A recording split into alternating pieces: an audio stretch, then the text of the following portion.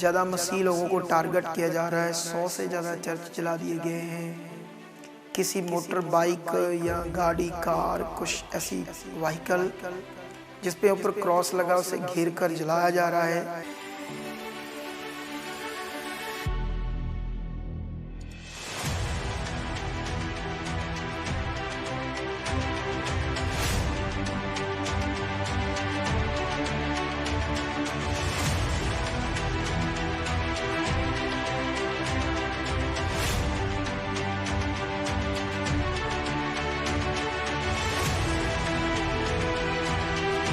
वक्त है हमें एक होने का और एक साथ खड़े होने का। जब भी ऐसे लोग आते हैं, अगर वो 10 है तो तुम 20 खड़े नहीं हो सकते। उससे पूछो कि भाई क्या तकलीफ है तुम्हें, क्या गुनाह किया, क्या बुरा किया।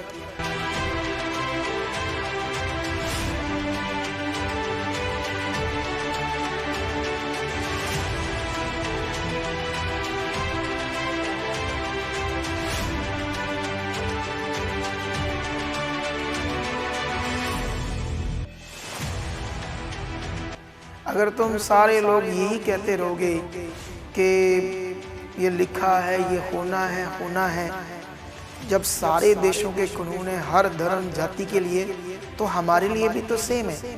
बस हमें एक होने की जरूरत है।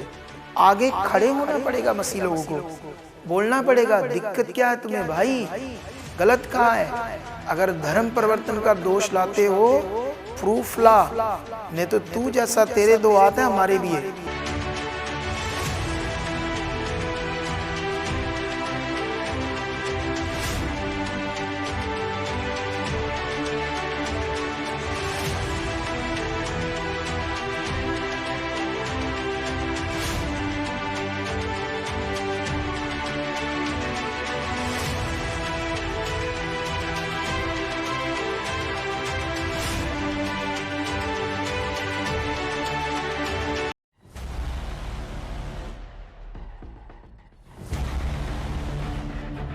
Praise the Lord. परमेश्वर आप सबको बरकत दे। आज की वीडियो बहुत ही खास है, समझने वाली परमेश्वर के लोगों के लिए। परमेश्वर आप सबका भला करे और मैं चाहता हूं कि आप पूरे मन से, दिल से, जो परमेश्वर ने मेरे मन में हॉली स्पिरिट के द्वारा ये मैसेज को लगाया है, आप अच्छे से सुनो परमेश्वर के प्यारे लोगों, और ताकि बहुत सारे लोगों को इस बात का पता चले। क्योंकि अभी ये मुद्दा एक मणिपुर का है और दूसरा पंजाब का। इन दोनों पॉइंट्स को हम वर्ड से भी चेक करेंगे और इसे समझेंगे, जानेंगे, क्योंकि हम सब मसीह की देह के अंग हैं। हम सब भाई भाई हैं, परमेश्वर के लोग हैं। एक ही देह होने के लिए बुलाएंगे, ये परमेश्वर का वचन कहता है। जब कुरिन्थियस में पढ़ोगे तो वहाँ लिखा, कुरिन्थियस में प्रेरित पौल ने पवित्र आत्मा के द्वारा अलग अलग सेवकों के नाम लेकर कहा, क्या मसीह भट गया है या मसीह अलग अलग सेवकों के नाम से बपतिस्मा मिला है। तो कुरिन्थियस के लोग भी ऐसे ही जैसे अभी दुनिया में हो रहा हम जानते हैं, और ये एक गंभीर विषय है जिसे मसीह लोगों के अंदर आना जरूरी है। सो परमेश्वर के प्यारे लोगों, हम सब जानते हैं कि मणिपुर में काफ़ी वहाँ पर दंगे हो रहे हैं, कई प्रकार के, दूसरे लोगों के भी हो रहे हैं बीच में। लेकिन उसी बीच में ज़्यादा मसीह लोगों को टारगेट किया जा रहा है। 100 से ज़्यादा चर्च जला दिए गए हैं। किसी मोटर बाइक या गाड़ी, कार, कुछ ऐसी व्हीकल जिस पे ऊपर क्रॉस लगा उसे घेर कर जलाया जा रहा है। और ये जो बात है, दूसरे स्टेट में इसका जब मैसेज लगेगा और अलग अलग लोग जो ऐसी सोच रखते हैं गंदी और बुरी, वो भी ऐसा करने के लिए सोचेंगे। सवाल ये है कि परमेश्वर के जो लोग हैं वो ये कहते हैं कि ऐसा तो ये भविष्यवाणियाँ पहले से जो हुई है वो तो पूरी होनी है, क्योंकि अंत के दिनों में बहुत कुछ होना है, सताव होना है, कई चीज़ें होनी है। लेकिन ये हमने सीखना है कि जो लिखा गया है वो होना है, लेकिन कैसे होना है, जैसे हो रहा है वैसे होना था या किसी और तरीके से होना था। ये सारी चीज़ें हमें देखनी है, क्योंकि अभी जो परसिक्यूशन हो रहा है, परसिक्यूशन का जो मुद्दा बनता है, सारी क्रिश्चियन कम्युनिटी के लिए नहीं बनता। जिस चर्च को तोड़ा जाता है, जिस पास्टर के साथ होता है, वो कोर्ट जाता है, वो प्रशासन के पास जाता है, कलेक्टर के पास जाता है, मेरे साथ ऐसा हुआ, ये हुआ, वो हुआ। लेकिन दूसरे जो सेवक है उनके साथ तो नहीं हुआ। उनको नहीं हुआ तो परसिक्यूशन उनके लिए नहीं है। परसिक्यूशन सिर्फ उनके लिए है जिनके साथ हुआ है। लेकिन वचन इसके लिए कुछ और कहता है। इसीलिए हमें मणिपुर के इस मुद्दे पर आना है, क्योंकि बहुत सारे सेवकों की अलग अलग वीडियोस आ रही है, प्रार्थना करो मणिपुर के लिए ताकि परमेश्वर सबको ठीक करे। सोचने वाली बात है कि सारे सेवक, सारी कलीसिया ऑलरेडी प्रार्थनाएं करती है। ऐसा नहीं, अब जैसे वो लगातार अपनी प्रार्थनाओं में रहते हैं, सारे रहते हैं, पास्टर भी रहते हैं, कलीसिया भी रहती है कि परमेश्वर आप हमारे साथ हो, हमें बचा कर रख सकते हो, आप हमारे साथ हो, हमेशा हमारी रक्षा करोगे। तो ऐसी पॉइंट्स पर लगातार प्रार्थनाएं होती है। लेकिन बहुत सारे पास्टर्स लोग अपनी अपनी वीडियोस बना रहे हैं कि मणिपुर के लिए प्रार्थना करो, परमेश्वर ताकतवर है, उसने जलते हुए भट्ठों को ठंडा कर दिया था, शेरों के मुंह को बंद कर दिया था, वो ताकतवर है। ठीक है, सवाल ये है कि हम प्रार्थना करेंगे, ठीक है, आज नहीं, कल नहीं, कुछ ही दिनों में फिर कुछ ठीक हो जाएगा। फिर से लोग जिनका लॉस हुआ है, जिनका कोई मेंबर बन गया है, वो तो वापस नहीं आ सकता, जिसकी डेथ हो गई है। लेकिन सवाल ये है कि क्या हमें सिर्फ प्रार्थना करनी चाहिए?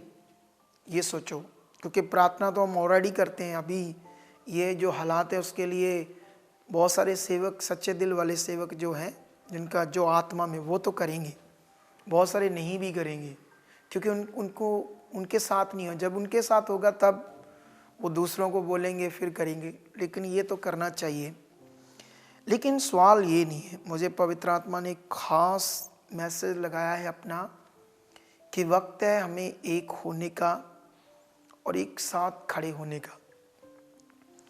क्योंकि जैसे अगर हम ये सोचते हैं कि प्रभु ने हमें सताओ के लिए खड़ा किया है, वो कहता है सताओ तुम्हारा होगा, तो मैं जहाँ तक परमेश्वर के वर्ड को समझता हूँ, और जहाँ तक अभी दुनिया में जो कानून है ना, जैसे हम मान लो किसी और जाति के साथ कुछ होता है तो वह सारे इकट्ठे होते हैं, कलेक्टर ऑफिस में जाते हैं, रोड ब्लॉक करते हैं, अपना शांति मार्च निकालते हैं, अपना धरना देते हैं, या ऐसा कुछ प्रोटेस्ट करते हैं, शांति प्रोटेस्ट, जिससे सरकार तक मैसेज आए कि ये सब एक है।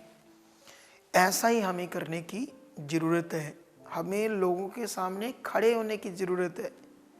जब भी ऐसे लोग आते हैं, अगर वो 10 है तो तुम 20 खड़े नहीं हो सकते, उससे पूछो कि भाई क्या तकलीफ है तुम्हें, क्या गुनाह किया हमने, क्या बुरा किया है। जब एक बार ये लहर स्टार्ट होगी ना ऐसी वाली, फिर उन लोग सीधे हो जाएंगे। अगर तुम सारे लोग यही कहते रहोगे कि ये लिखा है, ये होना है, जब सारे देशों के कानून है हर धर्म जाति के लिए, तो हमारे लिए भी तो सेम है। बस हमें एक होने की ज़रूरत है, क्योंकि अभी प्रॉब्लम ये है कि अलग अलग डिनोमिनेशंस एंड उनकी जो शिक्षाएं हैं, कुछ फ़र्क आ गया है। उसकी वजह है डेवल अपने इस मकसद में कामयाब हो गया, जिससे मसीह की देह बट गई है और रेगुलर बट रही है। प्रार्थना करनी है तो इसके लिए करो। मैं पंजाब में एक नामी मिनिस्ट्री का अगुआ हूँ, परमेश्वर का दास। मुझे याद है पंजाब में भी पिछले दिनों में हालात काफ़ी ख़राब हुए थे, और पंजाब में 2 ही मिनिस्ट्रियाँ थी जिन्होंने इन्हीं प्रॉब्लम्स के लिए, ऐसे कामों के लिए कमेटीज़ बनाई, ठीक है, मसीह कौम के लिए। और मैं दोनों के पास गया और दोनों के सामने अपनी प्रपोज़ल को रखा कि हमें जितने भी पंजाब के नामी अगुए हैं, हमें एक मंच पर आना चाहिए और उन्हें मैसेज देना चाहिए। देखो, मैं झुक कर गया उनके पास, ठीक है। मुझे आज भी मैं परमेश्वर के लिए, अपने लोगों के लिए कुछ भी करने के लिए तैयार हूँ। झुकना है, अपने आप को डाउन टू अर्थ करना है, करने के लिए तैयार हूँ। मैं गया, लेकिन शायद उन्हें मेरी ये प्रपोज़ल पता नहीं क्यों समझ नहीं आई, तो मैं तो जाकर वापस आ गया। अब अपनी सेवा कर रहा हूँ, जो मेरा काम है वो मैं लगातार करता रहूँगा। ये पॉइंट मैं तुम्हें क्यों समझा रहा हूँ, ताकि तुम्हारे पास, सबके पास ये मैसेज लगा रहे। तो मणिपुर का मुद्दा जो गंभीर है, हो सकता है ये आने वाले दूसरों स्टेट्स में भी जाए, पंजाब में भी आए, क्योंकि पंजाब में एक दूसरे लोग जो परसिक्यूशन करेंगे, उससे भी एक खतरनाक मुद्दा ये है पंजाब में, जो तुम लोगों को समझना बड़ा ज़रूरी है। और वो ये है, जैसे अभी, क्योंकि बाइबल में जो लिखा है वो हम समझ सकते हैं, क्योंकि अंत के दिनों में झूठे भविष्यवक्ता खड़े होंगे। लेकिन जो भी झूठे भविष्यवक्ता होते हैं, शुरू में वो नहीं होते झूठे, उनका मन सही होता है। वो अब भी उनके दिमाग में ये है कि हम सही हैं, हम सही से प्रभु के लिए जी रहे। लेकिन एक्चुअली होता क्या है, जब कोई पवित्र आत्मा के द्वारा और बिब्लिकल, जैसा परमेश्वर का वर्ड है, according to word and holy spirit की अगुवाई से नहीं चलता, तो परमेश्वर का वचन कहता है शैतान उसके जीवन में काम करेगा, कई जुक्तियों से, कई प्रकार से, जो सेवक को क्या, कलीसियाओं को भी नहीं समझ आएगा। लेकिन मैं चाहता हूँ तुम्हें मणिपुर के मुद्दे के बारे में मैंने बता दिया कि ये मुद्दा अब सबको एक होने की ज़रूरत है और लोगों को बताने की ज़रूरत है। आगे खड़े होना पड़ेगा, मसीह लोगों को बोलना पड़ेगा, दिक्कत क्या है तुम्हें भाई, गलत कहाँ है। अगर धर्म परिवर्तन का दोष लाते हो, प्रूफ ला, नहीं तो तू जैसा, तेरे दो हाथ हैं, हमारे भी है। जब 2-4 जगह पर सामना करेंगे ना, इसकी लहर जाएगी दूसरे लोगों तक। हम कर सकते हैं ऐसा, डोंट वरी। लेकिन मैं जानता हूँ वचन में ऐसा लिखा नहीं है, लेकिन ये इस समय 21वीं सदी है, कुछ खड़ा होना पड़ेगा, तभी बात बनेगी। पता नहीं मुझे आत्मा में आया या बुद्धि में आया, लेकिन इसकी ज़रूरत है परमेश्वर के लोगों को। मैं ये नहीं कहता कि लोगों से मारपीट करो, लेकिन अपने हक की बात के लिए खड़े हो जाओ, ये मैं कह रहा हूँ। सो सवाल है, अभी पंजाब में कई प्रकार के मुद्दे चल रहे हैं, क्योंकि ये तुम लोगों को समझना है। जैसे अभी मैंने एक पास्टर की, उसने वीडियो डाली है कि कई तरह के बंदे पंजाब में खड़े हो गए हैं और एकदम से किसी भी आदमी को पकड़कर उस पर तेल डालकर उसको अभिषेक करते हैं कि जाओ तुम याजक हो, तुम अब सेवक हो और जाओ सेवा करो। और वो पास्टर ये बोल रहा था कि अगर ऐसे लोगों को आप ऐसे एकदम से नियुक्त करके, अभिषेक करके सेवा के लिए लगा दोगे, तो वो कह रहा था वो अनाड़ी है, वो कलीसिया का सत्यानाश करेंगे, कलीसिया को प्रॉब्लम क्रिएट करेंगे, क्योंकि वो शैतान की जुक्ति में फंस जाएंगे। अब जब मैंने उस वीडियो में कमेंट्स देखे थे, कुछ लोग उसका रिस्पांस अच्छा दे रहे थे और कुछ लोग उसके अगेंस्ट बोल रहे थे उस वीडियो में। क्योंकि ये तो होगा, जब भी कोई भी अपने विचार रखता है तो कुछ लोगों को अच्छे लगते हैं और कुछ लोगों को अच्छे नहीं लगते। लेकिन उसमें एक वर्ड को सेंड किया एक बंदे ने, ये विरोध करके। वो वर्ड था यिर्मयाह 1:4। हम जानते वहाँ पर क्या लिखा है। मैं चाहता हूँ थोड़ा सा आपको पढ़ाऊँ ताकि तुम्हें समझ आऊँ उस भाई ने ये वचन क्यों सेंड किया। उसने उसको जवाब दिया था कि तुम भाई पास्टर जी गलत हो, और जो लोग भी फटाफट लोगों को अभिषेक कर रहे हैं वो राइट है, वो सही है, क्योंकि बहुत सारे मजदूर चाहिए, पंजाबी च बोलते वाडे चाहिए, क्योंकि कटनी पक चुकी है। लेकिन ये लिखा तब ये 4 से पढ़ेंगे, यिर्मयाह 1:4 से। तब यहोवा का ये वचन मेरे पास पहुंचा, गर्भ में रचने से पहले ही मैंने तुझ पर चित्त लगाया और उत्पन्न होने से पहले ही मैंने तेरा अभिषेक किया। मैंने तुझे जातियों का भविष्यवक्ता ठहराया। तब मैंने कहा, हाय प्रभु यहोवा, देख मैं तो बोलना भी नहीं जानता, क्योंकि मैं अभी बच्चा ही हूँ। परंतु यहोवा ने मुझसे कहा, मत कह के तू बच्चा है, क्योंकि जिस किसी के पास मैं तुझे भेजूंगा वहाँ तू जाएगा, और जो कुछ मैं तुझे आज्ञा दूंगा वही तू कहेगा। तू उनके मुख को देखकर मत डर, क्योंकि तुझे छुड़ाने के लिए मैं तेरे साथ हूँ, यहोवा की यह वाणी है। अगर और भी पढ़ोगे तो इसी वचन को उस भाई ने जवाब दिया, लेकिन ये वचन सिर्फ यिर्मयाह के लिए है। ये बात याद रख लो।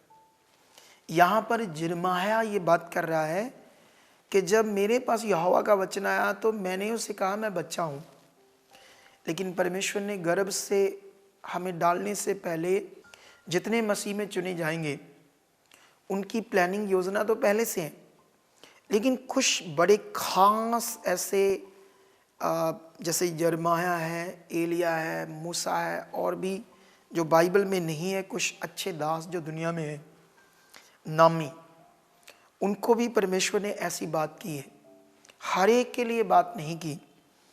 अब सवाल ये है, क्योंकि अलग अलग जब हम वचन पढ़ते हैं, जैसे अभी क्योंकि वो मे बी मैं सीधी सीधी बात करना चाहता हूँ आप लोगों को, क्योंकि पंजाब में एक महाअभिषेक के नाम से सेवा की जा रही है यीशु मसीह की, और उसमें बहुत जल्दी लोगों को क्या किया जाता है, अभिषेक करके। क्योंकि ये मेरे सामने एक बात ना आती तो शायद मुझे ना पता लगता।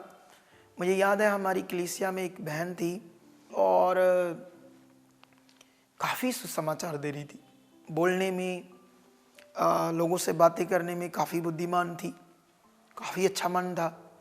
तो हमारी मिनिस्ट्री में उसकी अभी भी गवाहियाँ आपको मिल जाएंगी जो परमेश्वर ने काम किए थे उसके। लेकिन किसी ने पता नहीं उसको ये बताया उस संस्था के बारे में, उस सेवा के बारे में।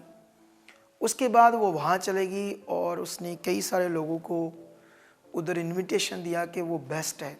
ठीक है, अब सवाल ये है कि बेस्ट तो सिर्फ परमेश्वर है, लेकिन हुआ क्या, मुझे याद है थोड़े दिन पहले उसकी लड़की है, कम से कम 16 साल की होगी, 15-16 साल की। तो उनको प्रभु में आए सिर्फ 2 साल हुए हैं, और वो लड़की संगति में तो आती थी, लेकिन ऐसा नहीं कि उसके अंदर कोई बड़ा मन था प्रभु के लिए, या उसने कुछ खास पास्टर बनना था, ऐसा कुछ नहीं था। वो स्टडी कर रही थी। तो उस मिशन में एकदम से उसके ऊपर तेल डालकर उसको अभिषेक कर दिया कि तू सेवा कर सकती है, 16 साल की लड़की को। अब सोचने वाली बात है, ये तो हमारी मिनिस्ट्री से निकले थे वो लोग, तो मेरे सामने ये मैटर है तो इसलिए मैं बात कर रहा हूँ। लेकिन वो एक्चुअली मिशन क्या कर रहा है, ऐसे जैसे ये थोड़े दिन पहले एक यूके से बहन आई और उसने मुझे कहा, मैंने इज़राइल से, ये देखो ध्यान से, ये ना ऐसे ऐसे पूरा देखो, ठीक है। तो ये ऊपर ना, मुझे पता नहीं हिब्रू में लिखा है या यूनानी में लिखा है, कुछ लिखा है, मैंने पूछा नहीं क्या लिखा है, लेकिन ये इज़राइल से लेकर आई है। तो ऐसे ही उस कलीसिया में जितने भी सेवा करते हैं, ये सेम कपड़ा उन लोगों के कंधों पर डाला जाता है और उनकी वर्दी डाली जाती है, और उनको पूरी जो क्रिश्चियनिटी है उनसे एक अलग लुक दी जा रही है, एक अलग से लुक, सेम वैसी जैसे पुराने नियम में याजक थे। याजक जैसे हम फिल्मों में देखते ना, ऐसे करके वो लोग ऐसे करते थे, ऐसे, तो ऐसे करके वो लोग ऐसे हमेशा कपड़ा डालकर रहते हैं, ऐसी लुक दी जाती है। लेकिन बाइबल में तो परमेश्वर ने ये कहा था कि मैं मनुष्य के बाहरी रूप को नहीं, मेरी दृष्टि उसके मन पर होती है। जब सैमुअल को ये नहीं समझ आ रहा था कि यिशै का कौन सा बेटा है जिसको परमेश्वर ने चुना था, तो वो तो 8वां बेटा था दाऊद, लेकिन वो बड़े बड़े शूरवीरों को देखकर सोच रहा था ये परमेश्वर ने उस समय वचन कहा था। अब सवाल है, परमेश्वर के जो लोग हैं इस दुनिया में, उनका काम दूसरे धर्मों की तरह बाहरी दिख या लुक का विषय नहीं है। हमारा विषय है अंदर का, अटर्नली, आत्मिक गुणों से, परमेश्वर के आत्मा के द्वारा चलना। अब सवाल है, मैंने तो, आप लोग भी कभी ये वीडियो देखे होंगे तो आपके सामने आ जाएगा, लेकिन मैंने तो देखा उस पास्टर का जवाब, एक भाई ने कहा हो सकता है तू शैतान की ओर से हो सकता है इस वीडियो को देखने बाद आप लोग, कई लोग मुझे भी कमेंट्स करोगे, लेकिन जितने भी इस वीडियो को सुन रहे हैं, अगर आप लोग सच्ची प्रभु यीशु को प्यार करते हो, तुम्हें ये याद है अच्छे से परमेश्वर का वचन के जो कुर्बानी है वो यीशु की हुई है, किसी पास्टर की नहीं। अगर पास्टर सब एक ही मकसद है हमारा, तो ये ऐसी चीज़ें क्यों अलग अलग कुछ पेश करना जिससे लोगों को लगे ये अलग है ये अलग है, ये तो थोड़ा अजीब है।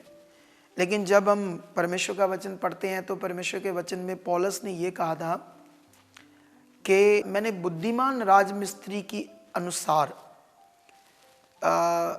जो नींव डली है उसके ऊपर रदा रखता हूँ, और वो नींव यीशु है। आप जानते हो पतरस को यीशु मसीह ने ये कहा था कि मैं इस पत्थर पर अपनी कलीसिया बनाऊंगा जिस पर अधोलोक के फाटक प्रबल ना होंगे। बहुत सारे लोग सोचते शायद पतरस के ऊपर उसने कहा। ध्यान से वचन को पढ़ना, आज मेरी शिक्षा का वो टॉपिक नहीं तो मैं बता देता, लेकिन ध्यान से जब वचन पढ़ोगे तो यीशु मसीह ने अपने ऊपर कहा था, ठीक है।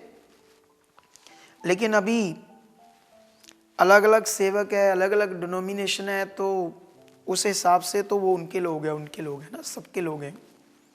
लेकिन ये लोग होने चाहिए थे यीशु मसीह के। वक्त आने पर सारे इकट्ठे होते, वक्त पड़ने पर इनकी एकता, यूनिटी नजर आती, चाहे हम एक चर्च में रहें, क्योंकि जहां हम चुने गए, जहां से हमें सीख रहे हैं, अच्छी बात है, आप वहां रहो, चलो वहां, ये बहुत अच्छा विषय है। लेकिन वक्त आने पर हर एक सेवक ने लोगों के अंदर ये बातें डाली हो। मुझे याद है पिछले दिनों में एक धरना दिया था जलंधर में, वहाँ पर जो कमेटी ने धरना देना था, वहाँ पर उनके लोग नहीं थे, सबसे ज़्यादा लोग हमारे थे। सोचो, हमारा कोई लेन देन नहीं था, तब भी हमने भेजे थे। लेकिन ऐसा मन होना चाहिए। सो अब मैं बताना चाहता हूँ कि आज ये सारे पॉइंट हमें सीखने, क्योंकि पंजाब में भी गंभीर मुद्दा खड़ा हो रहा है।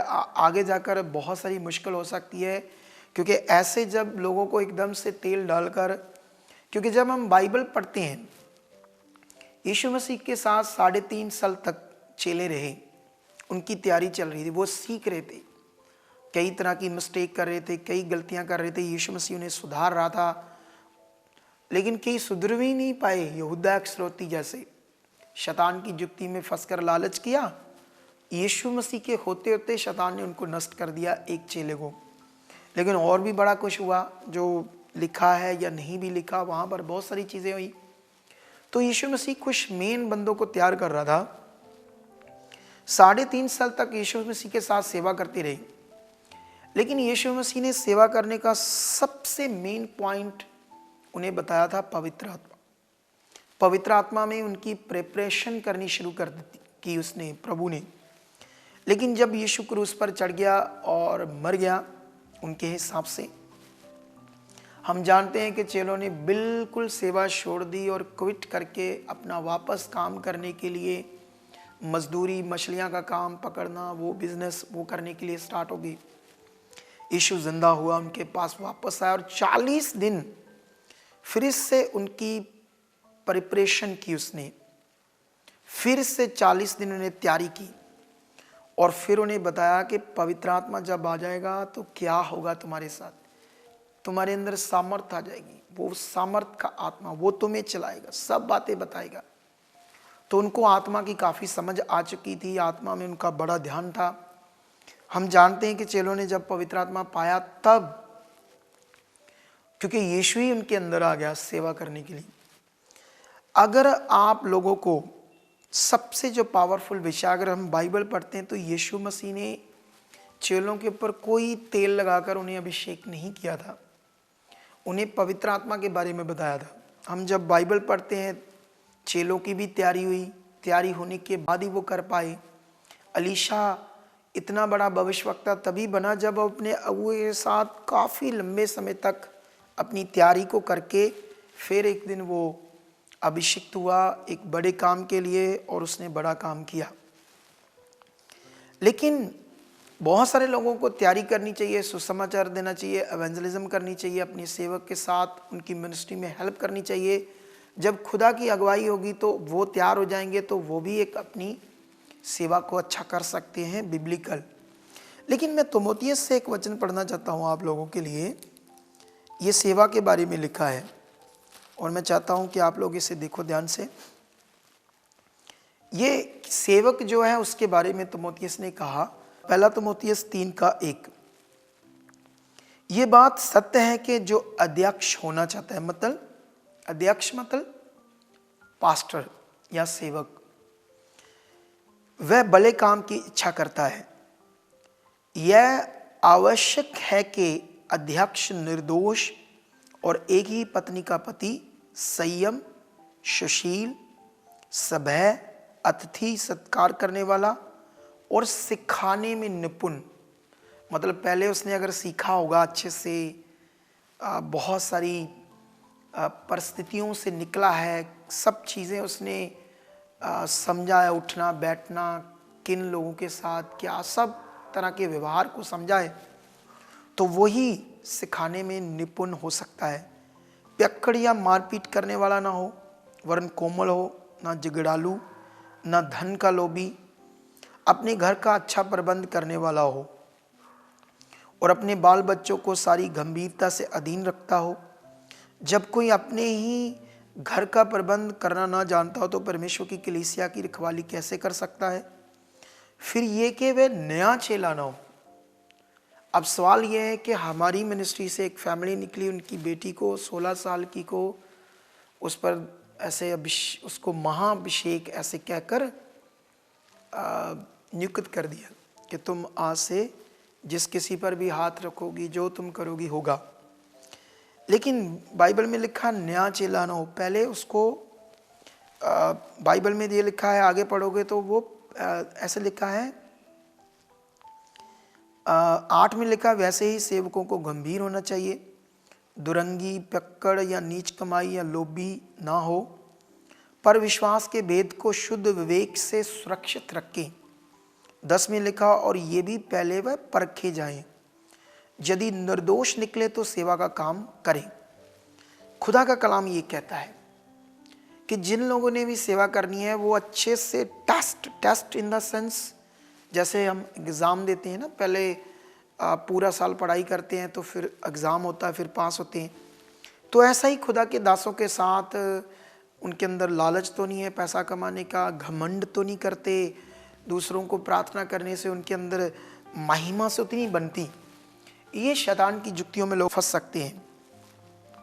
ये बातें मैं इसलिए आप लोगों को बता रहा हूँ क्योंकि बहुत सारे लोगों को सतर्क रहना है ऐसी बातों से, क्योंकि हमारा आधार यीशु मसीह पर विश्वास है।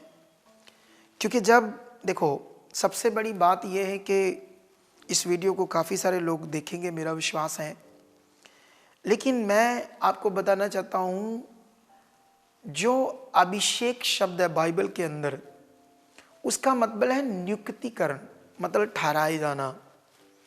अभिषेक शब्द का अर्थ ये नहीं है जैसे अभी हमारे लोग समझ रहे हैं, क्योंकि अगर ज़्यादा लोग समझ रहे हैं तो बहुत सारे लोग मेरी बात को तो नहीं मानेंगे, लेकिन मैं तो चैलेंज कर सकता हूँ, जो भी जिसका भी दिल करता है वो बाइबल से हमारे साथ बैठ सकता है, डिबेट कर सकता है। अभिषेक शब्द को मांगा नहीं जाता, वो एक ही बार नियुक्त होने के विषय को कहा जाता है अभिषेक। बाइबल में महाअभिषेक के नाम का कोई शब्द नहीं है, लेकिन बहुत सालों से अभिषेक की बात हो रही थी, तो किसी ने सोचा इनसे बड़ा शब्द आगे लेकर आते हैं ना दिमाग से, तो लोगों को अट्रैक्ट करेंगे, लोगों को दिमाग में आएगा। तो उससे ऐसा नहीं कि ऐसे ध्यान दिलाने से लोगों के काम नहीं होंगे, सच्ची होंगे, कई सारे काम हो जाएंगे, क्योंकि लोगों के अंदर एकदम से कुछ खास ध्यान बन रहा है और वो ज़्यादा ध्यान बन रहा है, ज़्यादा ध्यान दे रहे हैं, उसकी वजह से कई सारे काम हो जाएंगे। लेकिन अफसोस ये है कि आने वाले दिनों में उसी कलीसिया को बहुत सारी मुश्किलें आएंगी अकॉर्डिंग टू बाइबल, क्योंकि वो अभिषेक शब्द जो है महाअभिषेक बिब्लिकल नहीं है। क्योंकि जब उसका मतलब ये है नियुक्त होना, तो महानियुक्त होना, ऐसा नियुक्त होना तो सबके लिए एक समान होता है। सो परमेश्वर के प्रिय लोगों, आप अपनी राय देना कमेंट्स करके, क्योंकि अभी जैसे अलग अलग स्टेट्स में परसिक्यूशन हो रहा है, तो पंजाब में भी कई तरह के हालात बन रहे हैं। अगर ऐसे चलता रहा तो परमेश्वर के लोग पहले ही मैं उसका हूँ, मैं इसका हूँ, हमारी सोच ये होनी चाहिए हम प्रभु यीशु के अपने सेवक के साथ खड़े रहो, वफादार रहो। और मैं तो बस ये कहना चाहता हूँ मटीरियलिस्ट चीज़ें, क्योंकि अभी जो प्रबंध है वो पवित्र आत्मा का है। जब आप चेलों की सेवा पढ़ोगे तो चेलों ने पूरे प्रेरितों की बुक 40 साल की सेवा का रिकॉर्ड है, वहाँ पर किसी भी प्रकार का कोई मटीरियल ऐसे प्रार्थना करके नहीं दिया कि ये ले जाओ तुम्हारा भला होगा। उन लोगों ने पवित्र आत्मा पाने की शिक्षा दी, और जिन लोगों के अंदर पवित्र आत्मा आ जाता है मतलब वो यीशु आ जाता है। जब यीशु का वास हमारे अंदर आ जाता है, पवित्र आत्मा का वास आ जाता है, हम यीशु जैसा जी सकते हैं, यीशु जैसी सामर्थ प्रकट कर सकते हैं अपने परिवार के लिए। चाहे हम सेवा नहीं भी करते, चाहे हम अभी हमारी कॉलिंग नहीं है या हम नियुक्त नहीं हुए पास्टर की सेवा के लिए, तब भी ऐसा कर सकते हैं। लेकिन सोच कर देखो, ऐसी सोच उनके अंदर तो नहीं है, ऐसा विश्वास उनके अंदर नहीं है, लेकिन मटेरियल के ऊपर है। मैं तो बस एक रिक्वेस्ट करता हूँ परमेश्वर के लोगों को, जितने भी इस मैसेज को सुनेंगे, चाहे आपके एरिया में 100 लोगों की संगति हो, चाहे 50 लोगों की हो, लेकिन आपका पास्टर जहाँ से आप चुने गए हो वो एक सच्चा सेवक है, मटीरियलिस्ट चीज़ों से दूर है, भला मन है, आपने उसको चाँचा देखा है, उसके साथ बनो और सीखो, अच्छा है। इधर उधर मत दौड़ो, क्योंकि हमारी जो सेवा है हमें दूसरों के लोग नहीं चाहिए। हम तो वो लोगों पर सेवा कर रहे हैं जो यीशु मसीह में नहीं है, और जहाँ यीशु मसीह में बैकस्लाइड होने वाले हैं, या मटीरियलिस्ट चीज़ें, या कुछ ऐसी जगह पर जुड़े हैं जिनकी सुनवाई नहीं हुई, कोई मिल नहीं रहा, उनसे पूछ नहीं रहा, उनकी सुधि नहीं ले रहा, और वो परेशान है, दुखी। हम तो ऐसी सेवा कर रहे हैं। और जितने भी ऐसे परेशान दुखी लोग हैं, आओ हमारी मिनिस्ट्री में, हम आपकी सुधि लेंगे। तो इन सारी बातों के बाद परमेश्वर आपको बरकत दे। हमें अकॉर्डिंग टू बाइबल और हॉली स्पिरिट्स के द्वारा अपना जीवन जीना चाहिए। इस समय का प्रबंध है। आशा करता हूँ कि आपको इस वचन के द्वारा जो भी समझ आया होगा, परमेश्वर आपकी मन की आंखें खुलें और आप इन बातों पर ध्यान दो। हमारी थर्सडे और संडे लाइव मीटिंग होती है, आप हमारे चैनल पर विजिट करना और देखना, बहुत सारे लोगों को जीवन मिल रहा है। परमेश्वर आप सबको बरकत दे। God bless you all. Okay, amen.